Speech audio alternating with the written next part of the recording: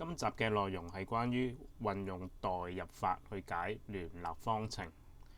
咁今次嘅對象都係啲初中學生，或者喺代數方面會比較弱嘅學生。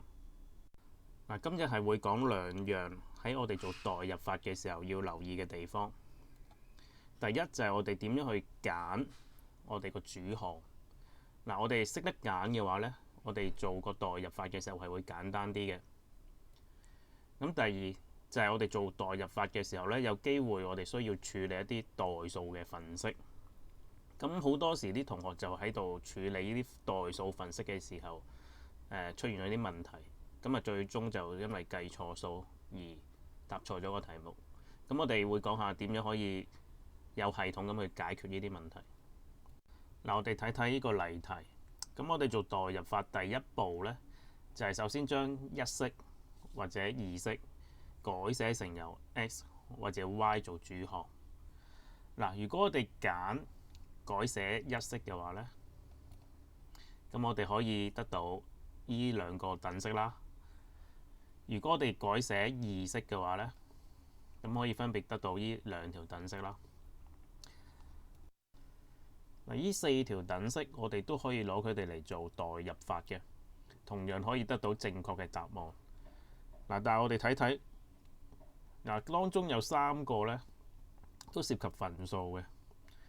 咁我哋當然唔希望涉及分數啦，所以我哋呢盡量都避免唔會運用呢三條等式噶啦。咁我哋呢盡量都會運用呢一個，咁之後做落去就會簡單啲，亦可以避免錯誤啦。所以我哋第一步做個主項改寫嘅時候呢，其實我哋可以有得揀嘅。我哋要識得揀用邊一條等式，用邊一個變數嚟到做主項，我哋做落去呢之後嘅步驟會簡單啲嘅。個規則亦好簡單嘅啫。我哋睇啲係數 coefficient， 咁我哋揀啲個係數係一嘅變數嚟到做主項，咁我哋呢就唔會出現有分數噶啦。咁亦即係話喺第一式嘅 y 啦，或者第二式嘅 x， 我哋揀呢兩個變數嚟到做主項嘅話呢，我哋都唔會出現分數嘅。我哋睇睇另一條題目。咁喺呢兩條等式入邊，所有嘅係數 coefficient 都唔係一嚟嘅。咁亦即係話呢，我哋冇得揀啦。我哋必須會涉及到個分數嘅問題。咁亦都帶到落嚟，我哋今次講第二樣嘅主題就係話，當遇上呢啲咁嘅分數嘅時候，我哋應該點樣去處理呢？點樣可以有系統、有步驟地咁樣逐步做，去解決咗呢啲方程？我哋睇翻條題目。由於冇得揀啦，所以呢，我哋求其揀一個就得啦。咁譬如我哋揀一式嘅 x 去做個主項，咁我哋會得到畫面所見嘅三式啦。咁記得，由於呢條式呢係嚟自一嘅，所以呢，我哋一定要將佢代入二，我哋先可以做到個答案出嚟嘅。好啦，咁代入咗之後呢，就會出現一條好麻煩嘅方程，咁又會有分數喺入邊啦。咁問題就係我哋點樣處理呢個分數啦？大家其實只要跟住一個固定嘅步驟去做，咁就可以做到個答案出嚟噶啦。咁第一步就係處理呢個7。咁個方法呢，就係首先乘咗入去個分子入邊。咁乘呢，就12同3y 都要乘個7喎。咁即係會得到咁樣啦。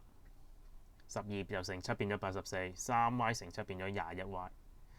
好啦，咁第二步要做嘅呢，就係我哋想處理咗個2呢個分母去，我哋希望呢唔好再見到有分數啦。咁個方法就係將畫面所見呢三項都同時乘上2，就好似畫面而家所見咁樣。咁自然呢個分母就會約咗去噶啦，同個2。咁我哋會得到84減21y， 咁6y 乘咗2之後呢，就變咗12y。咁喺個等式嘅右手邊，9乘上2就變咗18。做到呢度就唔會再有問題啦，冇晒所有分數，咁簡單咁樣解呢個方程呢，就可以計到 y 等於2啦。嗱，我哋再由頭至尾咁睇一次個步驟係究竟點樣做嘅。咁第一步就係處理咗呢個七佢。咁個方法咧就係將呢個七乘上落個分子嗰度。咁記得乘咧就要乘晒兩個數，12同3y 都要乘嘅。好啦，咁第二步啦。第二步我哋就係想處理咗呢個分母佢。咁個方法咧就係將成條等式都乘上分母呢個數。喺呢個例子就係每一項都乘上2啦。咁我哋會得到呢一步啦。嗱，咁自然咧個分母就會同我哋乘上去嘅2約咗去，咁就冇咗個分母啦。咁跟住嘅步驟就簡單啦，咁就可以揾到個 y。嗱，我哋再睇另一條題目。嗱，由於所有係數都唔係1嚟嘅，所以又係啦，求其揀一個變數做主項。咁跟住做個代入法，咁就會得到我哋畫面最底嗰行嗰條方程啦。嗱，我哋再睇下點樣做啦。咁第一步呢，我哋就係要處理喺個分數前面嗰個3。咁個方法呢，就係乘上落個分子嗰度。咁做完呢個步驟會得到呢條等式啦。嗱，咁第二步啦，就係要整走個分母5。咁個方法呢，就將成條式都乘上5啦。嗱，咁留意啦，錯就喺呢度噶啦。我哋呢，係需要喺呢個地方加翻個括號嘅，特別係當個分數前面係減號嘅時候。嗱，個原因呢，就係其實分數呢，喺分子同分母嗰度呢，都有一對隱形嘅括號嘅，我哋平時唔寫出嚟嘅。但係當我哋喺一步整走咗個分母嗰一步嗰度時候呢，咁我哋需要加翻個括號上去。如果唔係就錯噶啦。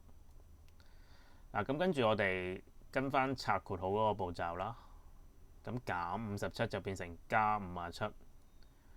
咁最後就會計到 x 等於-3啦。嗱，好多時都喺呢度出錯嘅，就係漏咗呢一個括號。咁記得我哋整走個分母嘅時候，要加翻個括號括住個分子，特別係當佢前面係減號嘅時候。嗱，我哋又由頭睇一次成條數係點樣做嘅。嗱，第一步要處理嘅就係呢個3。咁個方法呢，就係乘上落個分子嗰度。咁第二步我哋要處理嘅就係呢個分母5。咁個方法呢，就係成條式乘上5。嗱，咁記得呢個等號個右手邊個3都要乘上5嘅。嗱，咁最重要嘅地方就係呢一度啦，間住斬下斬下呢度。咁記得呢，我哋係需要加翻上一個括號嘅。特別係當個分數前面係減號嘅時候，如果我哋冇咗呢個括號呢，就錯噶啦。嗱，因為我哋拆翻個括號之後呢，個減57變成加57，冇咗呢個括號就係唔啱噶啦。咁最後就會做到我哋要做嘅答案。咁呢個係最重要，亦都係最容易出錯嘅地方。總結部分，嗱，今日講咗兩樣嘢啦。第一就係我哋點樣去揀一個主項嚟到做個代入法啦。咁個方法就係揀個係數係1嘅變數嚟到做主項。咁我哋呢做起上嚟就會簡單啲噶啦。嗱，如果我哋冇得揀，有啲題目嚇，咁我哋呢就會涉及到有個分數嘅處理啦。咁今次呢亦都講咗我哋點樣有個步驟咁樣去做，同埋要留意嘅地方。咁只要跟住呢個步驟，跟住留意嘅地方，咁就一定會做到個答案出嚟㗎啦。咁今日講到呢度。